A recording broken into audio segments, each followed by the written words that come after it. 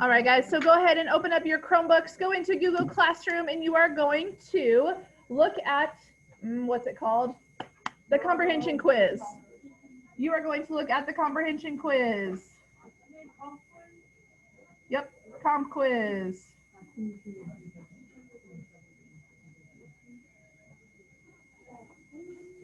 So if you go into 5th hour,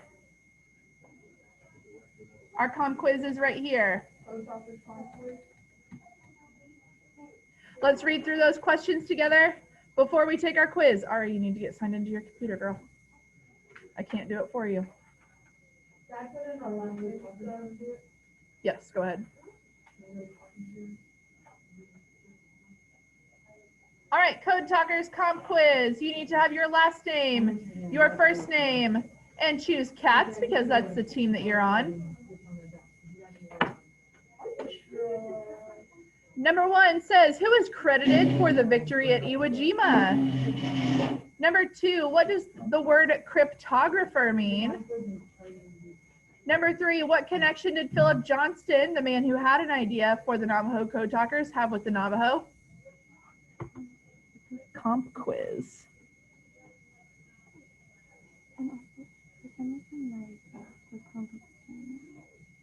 Yeah, I don't know how to fix that yet, so we're just going to have to roll with it for a few minutes. Number 4, how many original Code Talkers were recruited? Number 5, where did the Code Talkers train? Number 6, which branch of the military did the Code Talkers belong to? Number 7, the Code Talkers typically worked. Number 8, President George W. Bush presented the original Code Talkers with the what? So feel free to answer these questions as we read, but I do expect you to have your article out on your desk as we read it together, okay? So I need to see your article out on your desk as well as your quiz open on your Chromebook, okay? Ari, can you get your article out, please?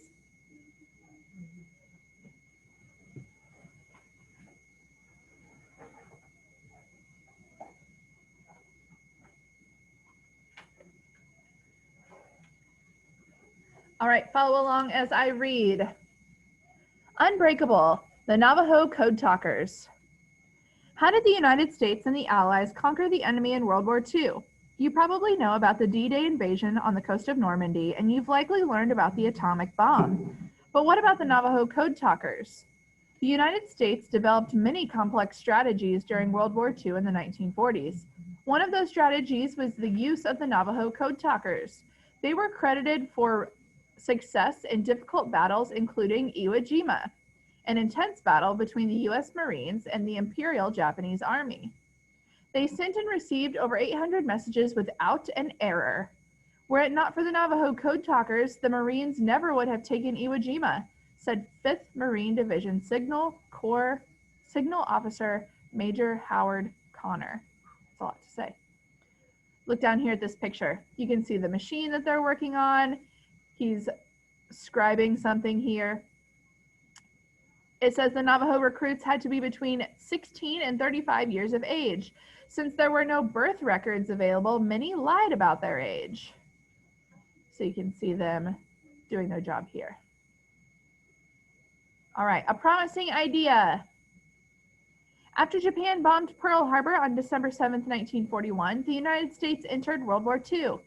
Secret forms of communication were crucial, but it was very difficult to find a code that could not be cracked by the skilled Japanese cryptographers, those who code and decode messages. Philip Johnston, a civil engineer from Los Angeles and a World War I veteran, had an idea.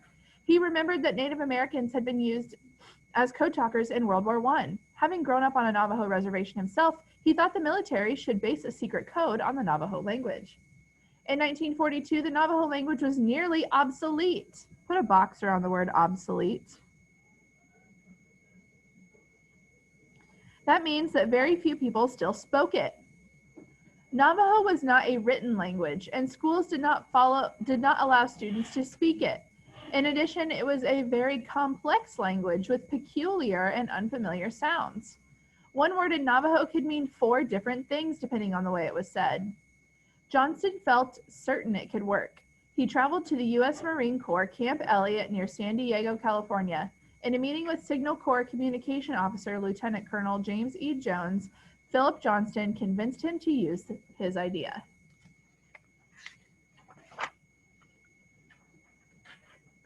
The new Navajo plan.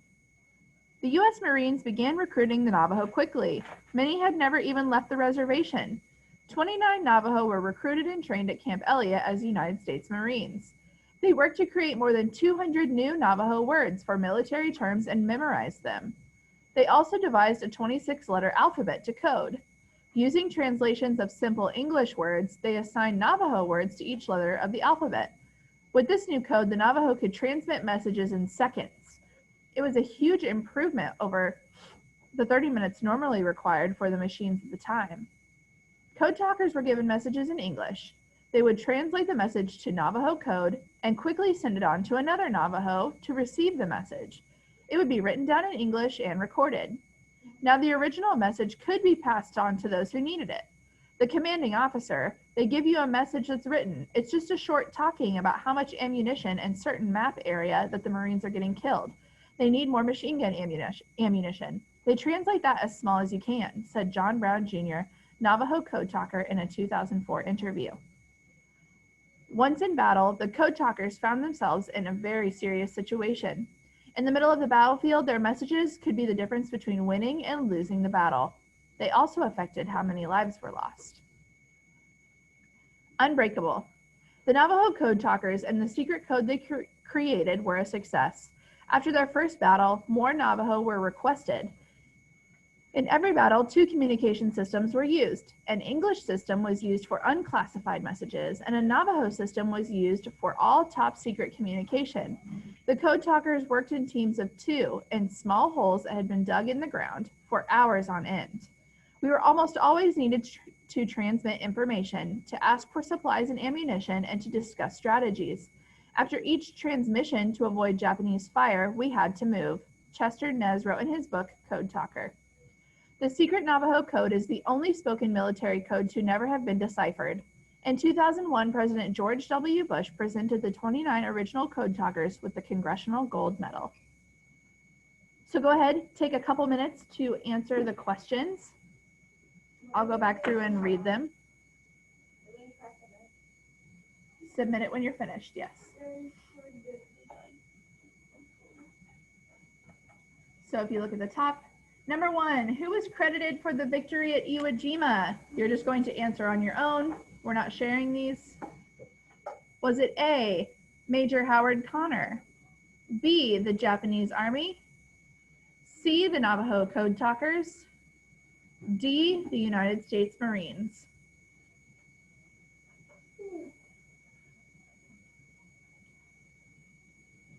Number 2, what does the word cryptographer mean? A, those who code and decode messages. B, those who spy on the enemy. C, Japanese pilots. D, to invade enemy territory.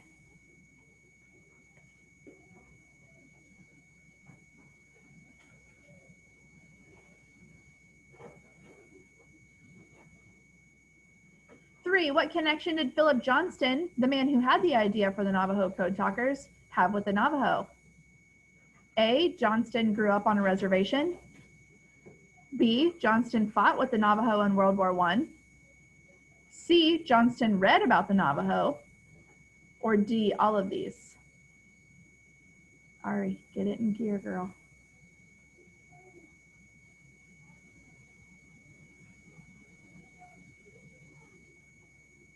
Number 4, how many original code talkers were recruited? A, 580. B, 4. C, 29. D, 300.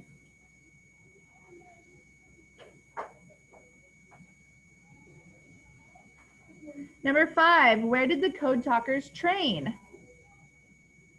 A, Japan. B, Camp Elliott. C, on the Navajo reservation. D, on the battlefield. I think my listening exactly right,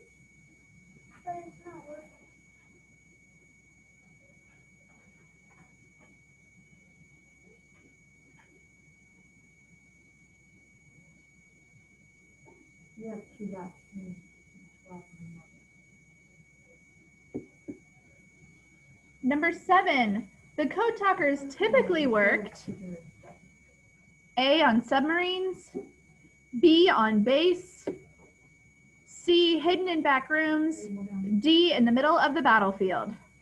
Yeah, exactly. That's smart.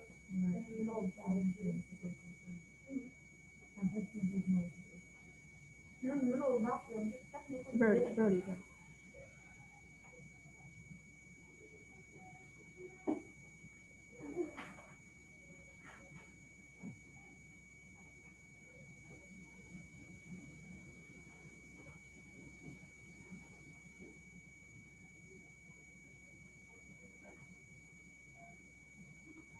Number 8, President George W. Bush presented the original code talkers with the A, Purple Heart, B, Congressional Gold Medal, C, Coast Guard Medal, D, Navy Cross. When you're finished, click the Submit button and log out of your Chromebook.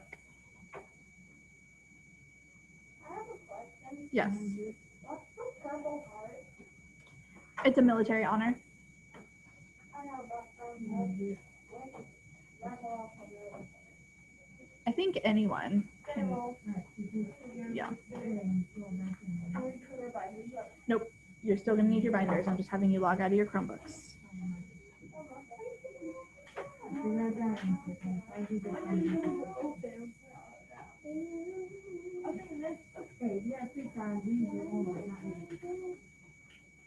Are we doing the highlighting? Yes. Did I borrow some markers? Yep, they're back there on the counter.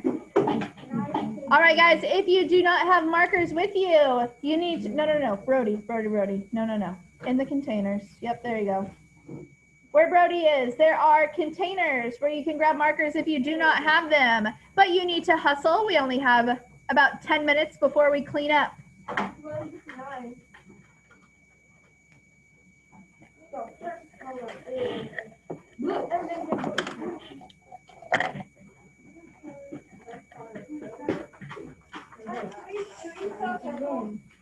Nope, we're gonna go straight to markers today.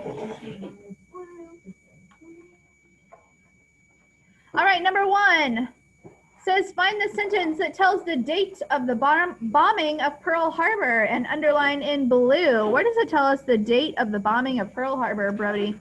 1941. What's the date though? Oh, December 7th. Good, so you need the whole sentence. After Japan bombed Pearl Harbor on December 7th, 1941, the United States entered World War II. That needs to be underlined in blue. Look at the screen. Under a promising idea, the very first sentence. Wait, I forgot. Why did Japan bomb? We'll talk about that later. I need us to focus. Okay. How many long? If you want this as homework, we can have long form conversation. Do you want this as homework? No. Okay. Number 2 says find the sentence that tells how old the Navajo recruits had to be. Underline in green. It told us an age. What is it?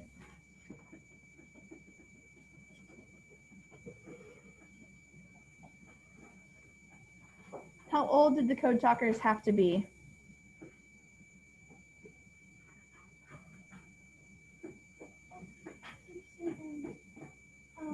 Yep, where is that, Ari? Right underneath the picture. Good, it's in the caption of our picture. The Navajo recruits had to be between 16 and 35. The whole sentence? Yep, the whole sentence. I don't know if that was unaffordable. Not the whole entire block, though. Just that one. Number 3, find the sentence that tells one thing the Navajo code talkers had to do to avoid Japanese fire. And that's in purple, underlined in purple.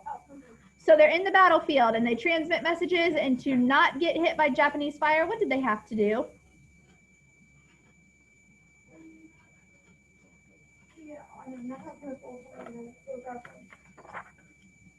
Make sure it goes back in the right container, okay?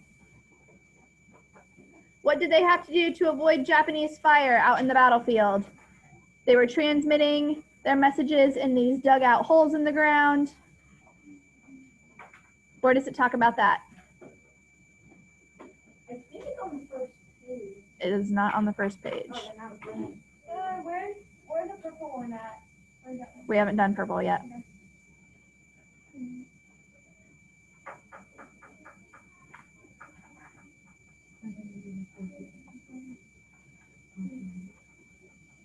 Anybody? Brody, what do you think?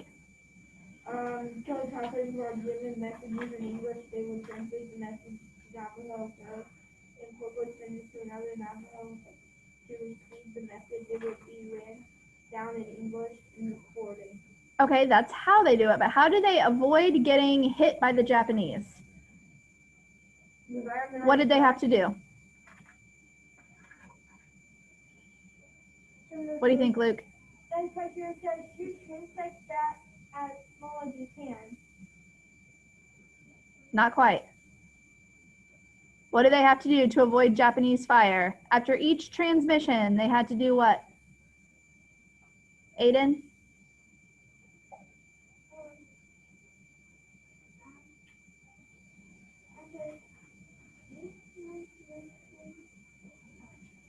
Good. After each transmission, what?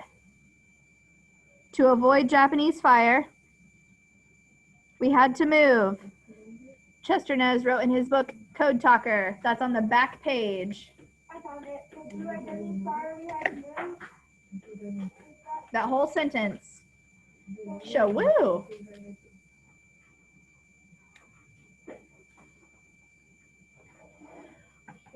All right, number 4. Find the sentence that tells when Native Americans were first used as code talkers, underlined in gray. Kalina, what do you think?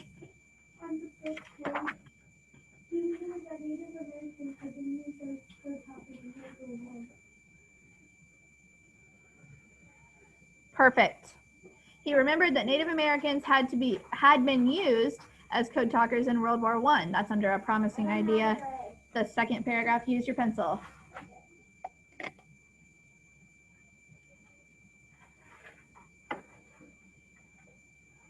Number 5 says find one piece of evidence that suggests it was difficult for some Navajo to leave home, underline in orange.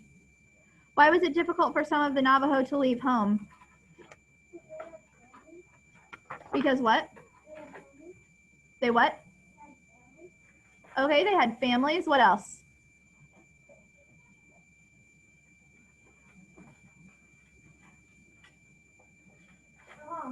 Luke? Yeah, some of them, many of them had never even left their reservation. So think of reservation like a town. So they had never left their town. Wouldn't it be intimidating, or wouldn't it be a little bit nerve-wracking or scary if you had never left Kirksville in your whole life and then they're like, all right, let's go fight in the military? That'd be a little scary. I'd be scared to fight in the military to begin with. All right, number 6.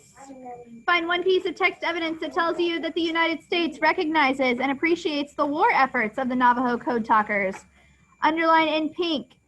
How did our government honor these code talkers? Kalina. What? Oh, good.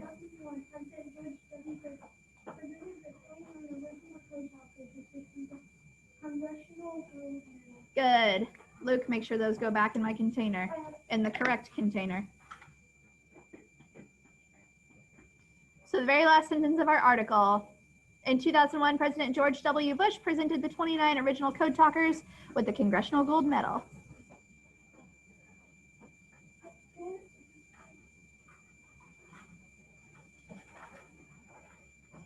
Number 7, find one piece of text evidence that tells you that code talking could be stressful.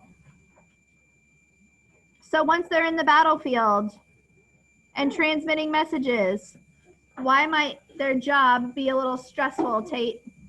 Okay. Once in battle, the code talkers found themselves in very serious situations. Keep going.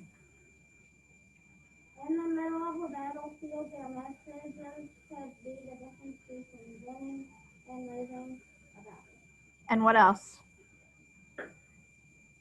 also affected how many lives were lost. Good. It would be pretty stressful if your decoding and coding of messages had people's lives on the line, right? That would be pretty scary. What do you think, Kalina? Just these two right here. Just by typing in a computer, you can save the world. Join the military today. All right, our last one. It says, find 2 pieces of text evidence that show you that the Navajo were intelligent and resourceful. What they did took a lot of brain power. They also used the resources available to them to create this really awesome unbreakable code. How do we know that they were super smart and super resourceful? Kalina?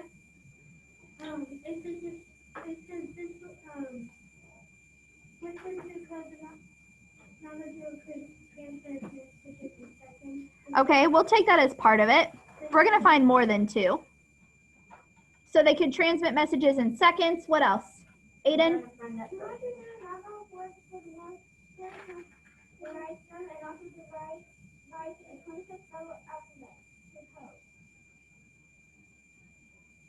Good. Where's that one? It's under the new Navajo plan. Now where's the first one? They're right here.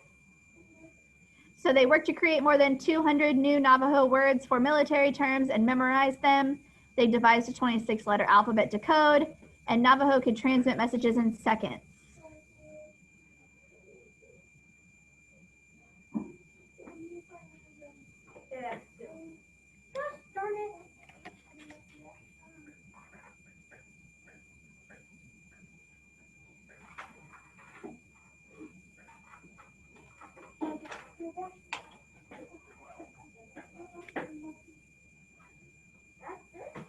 All right, quickly, what I want you to do is look at objective summaries. This is your homework. Write this down.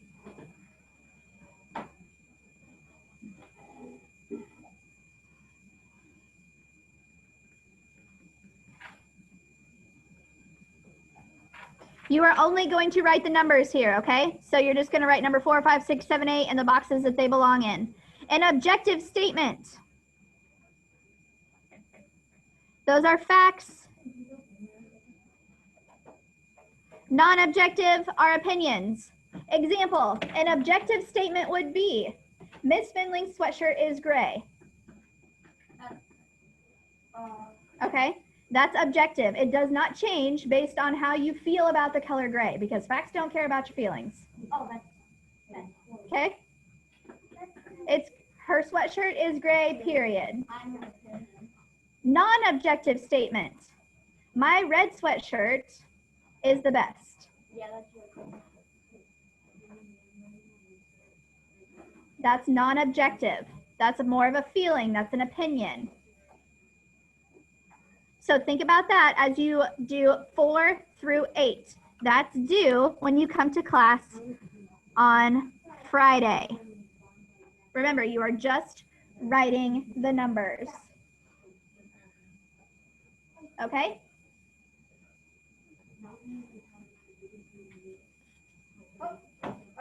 Go ahead and flip over. Yeah, if you guys would pack up quietly, I'm going to finish this lesson so I can upload it on Google Classroom for people who aren't here, okay? So quietly pack up as I finish this lesson. All right, so let's look on the back side of your finding text evidence where it says development of central ideas. Aiden, what are you doing? Number 1 says, read the section titled A Promising Idea. What is the main idea of this section? So let's look at a promising idea.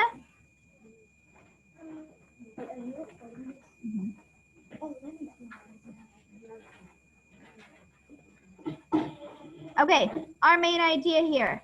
Philip Johnston.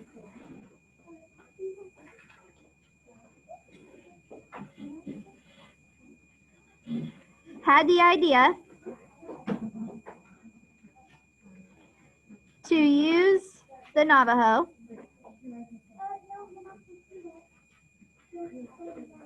as code talkers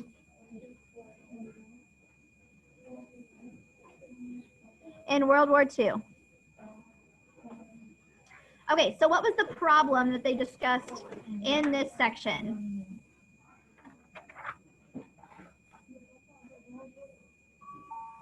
Have a good lunch, guys.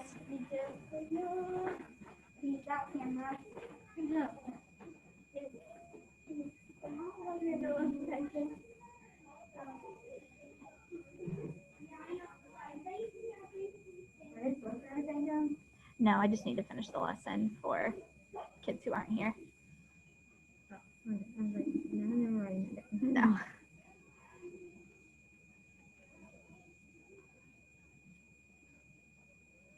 And our solution. So we need to pick out the reasons why Navajo was the best option for this code.